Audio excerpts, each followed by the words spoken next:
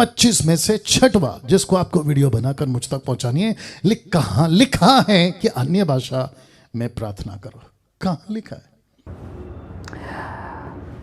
सच में भाई आपका क्या होगा वो पता नहीं। पहला कुरिन्थियों किताब अध्याय 14 और वचन 14 14 फर्स्ट कुरिन्थियन चैप्टर 14 लिखा है। पौलुस कहते हैं यहाँ पर, इसलिए यदि मैं अन्य भाषा में प्रार्थना करूं तो मेरी आत्मा प्रार्थना करती है परंतु मेरी बुद्धि काम नहीं करती।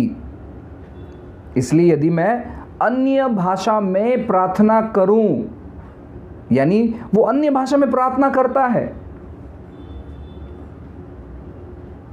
अन्य भाषा में वो प्रार्थना करता है। तो जब ये व्यक्तिगत रहता है तब ये अन्य भाषा में प्रार्थना करता है। आप इन चीज़ों को समझने का प्रयास करें। पौलुस कहता है यहाँ पर कि मैं अगर अन्य भाषा में प्रार्थना करूं, मैं अगर अपने आत्मा में प्रार्थना करूं तो मेरी बुद्धि काम नहीं करती है। तो यहाँ पर वो बताता है और वो कहता है कि जब आप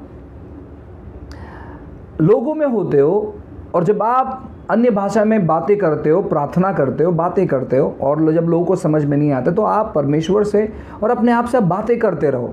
वो रुकाने के लिए नहीं कहता है, आप अपने आप से बातें करते रहो। तो ये वचन हमें प्रेरणा देता है अन्य भाषा में प्रार्थना करने के लिए।